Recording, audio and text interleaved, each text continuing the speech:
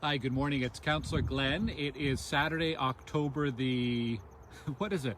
October the 9th, I believe. I've lost track of the days here. Anyways, it's Saturday morning. This morning, I am just south of the Trans-Canada Trail. I just wanted to have a nice backdrop with some of the autumn leaves in behind me. It's a beautiful time of year in Stittsville. Lots of great fall colors all over the place. So good chance to walk around and explore them this weekend on Thanksgiving weekend. I've got a ton of updates this morning, locally, citywide, so let me jump right into it. First of all, I know a lot of people this week were very concerned about the fire on Wednesday evening. The fire happened kind of behind the police station near Canadian Tire Center. It's a new subdivision being built by Mattamy, and some homes under construction caught on fire. The cause is still under investigation. I did speak with Mattamy on Wednesday evening, and thankfully there were no workers on site, nobody injured. Thank you to residents who called into 911 to alert fire services of that fire, and thank you also to the Stittsville firefighters and more broadly, I think there might have been some assistance from Canada and so on as well. So thank you to Ottawa Fire Services and all of the emergency responders who responded to that fire, and thankfully no one was hurt. It's been a busy week. Let me tell you about some of the things going on. Yesterday, we celebrated the opening of Mark Yakabuski Park. This park has actually been constructed for quite a while, but we've been waiting for an appropriate time in the pandemic to bring family and friends together to officially open the park. It's over at the corner of Halliburton and Slapshot Way. So thank you to family and friends of Mark Yakabuski for joining us yesterday. We'll have some photos we'll share later on in the week. Thanks to John Brummel, our volunteer photographer, for helping out as well. Great to see you, John. On a COVID front, if you check out ottawapublichealth.ca, and please do, go see what Dr. Vera Etches has shared in her latest public statement. There's some advice there about Thanksgiving this weekend, also some advice about Halloween, and some tips for how you can stay safe and understand your risk here in the pandemic. Also wanted to remind people that the Ottawa Public Library, all their branches, including the Stittsville branch just south of Carleton Cathcart on Stittsville Main Street, they are offering free printing and lamination of your proof of vaccination card. So a really good service there, and they're doing that, I believe, until the end of October.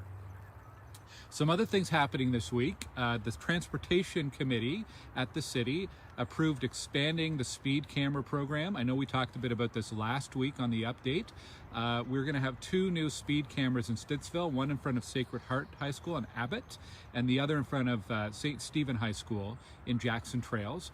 These locations were chosen based on a traffic study at every school in Ottawa, and they looked at what schools or what school zones have the lowest compliance with the posted speed limit, and that's why these 2 school locations were chosen.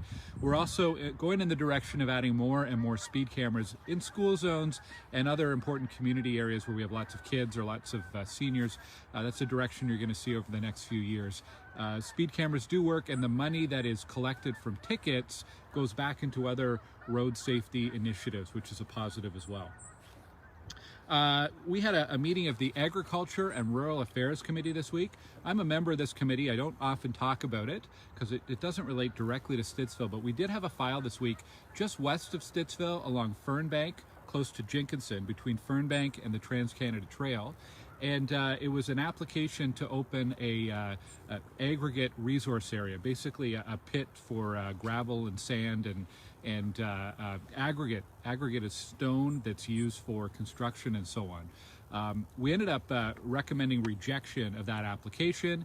The city has a ton of land already zoned for aggregate extraction, and basically the committee decided we don't need to approve another quarry or extraction type of activity there. So anyway, it's just an interesting discussion there. Clean out the Capitol. I want to say a big thank you to my team for helping out at Putney Park, not too far from here. We did a clean up the Capitol on Wednesday morning, filled up 3 or 4 bags of garbage over the course of an hour at the one of the local parks. I really want to encourage people. The Clean Up the Capitol campaign is ongoing.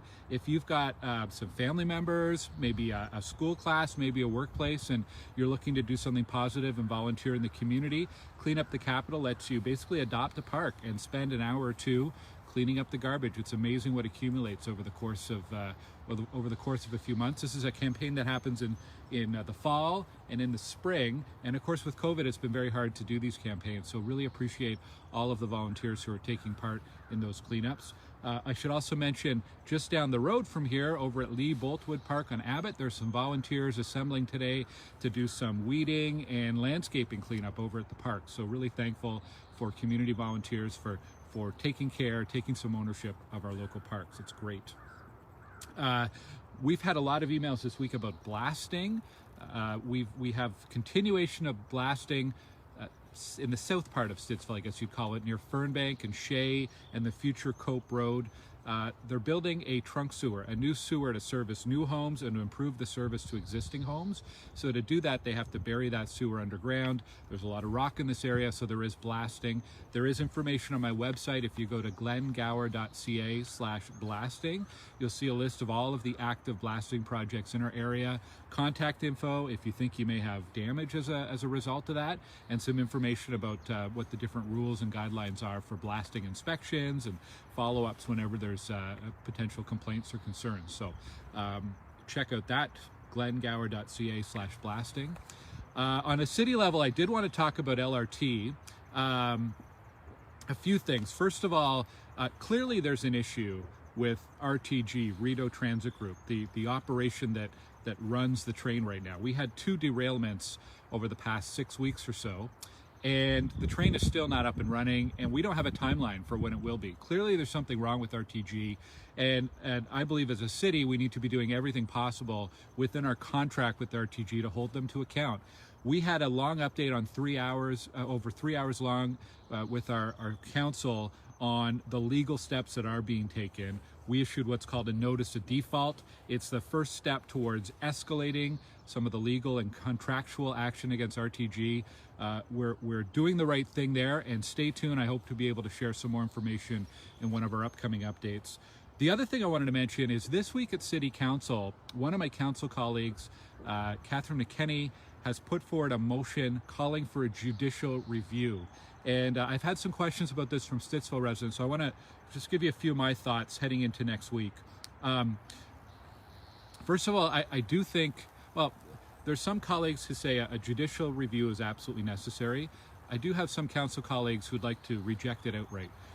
I don't agree with either of those sides. I think a judicial review may be necessary, certainly a proper inquiry to try to understand what has gone wrong with this RTG operation over the past few years definitely is something we need. My concern with the judicial inquiry, this is a major legal step. Basically involves, you'd ask the province to assign a judge, sometimes a retired judge, who would have broad investigative powers and basically unlimited scope to look into these issues, which sounds good, except that the price tag behind that is incredible. I know Councillor McKenney was on CTV earlier this week and said it would cost about $1 million. I'm not sure where that number came from, because if we're looking at similar reviews that have been done in the province for issues that are sometimes a smaller scope, a more narrow scope, they've been costing many millions of dollars. There's one happening in Hamilton right now around a highway construction project that's ballooned to over $10 million. So I have a real concern with a very unscoped request for a judicial inquiry that could end up costing over $10 million. I think on a conservative guess, $10 to $20 million is probably accurate. And it's going to take 2 or 3 years just to get a conclusion back. So yeah, a judicial inquiry is one option, and it might be necessary, but I think we also have to be looking at other options that are available to the city to request an independent outsider inquiry. And there's other bodies, there's ombudsman, there's auditors, auditor general, there's other third-party investigative processes that might be appropriate. So before we go down a route where we're basically opening up city to massive lawyers' fees, I want to make sure that we've properly considered the other options. I don't think it's fair to reject that inquiry outright. I also don't think it's fair to just open up the taxpayer. By the way, it's a judicial inquiry. It's run by a provincial judge, but the city, the municipality, is responsible for all of those costs. So that $10 or $20 million, it comes out of the same budget that the city budget. So ultimately impacts potentially your tax rate, or we'd have to find money to cut from somewhere else. So it's a decision we have to take pretty seriously. We're going to have a long discussion about that in council on Wednesday, but I just wanted to share a little bit of my thoughts going into that. Again, more to come on that from me in the coming weeks. What's coming up? Let's go to what's coming up in the community. Last week we were supposed to have a giveaway from Safer Roads Ottawa. This was to give away some bike safety gear like lights and reflectors. It was raining, so we postponed it. Our new date is October 16th, that's next Saturday, at 3 p.m. 3 to 5 p.m. at Village Square Park. On October 16th, that's also next Saturday, in the morning, it's the return of the 9 Run 10K race. So there's going to be some road closures and delays around the Abbott Street area between Stittsville, Maine and Westridge. On October 25th, I'm really happy to share that Geraldine King, Jibby King, is going to be doing a webinar with us on issues of reconciliation and Indigenous issues in Canada. She delivered a great webinar with the Goulburn Museum earlier in the summer, and I think it's a really important message and education, and so really happy that she'll be joining us on October 25th for Stittsville residents. And then on October 26th, we're doing a councillor chat, another councillor chat, and we're just trying to finalize the details. We're also going to do a public meeting, public workshop around the upcoming city budget, so stay tuned for a date on that as well. Anyhow, lots going on, lots coming up. It is a long weekend. I hope you get a chance to take a break, to relax a little bit, to see people who you're close to, your family, your friends. Happy Thanksgiving, and I'll talk to you next Saturday. Take care.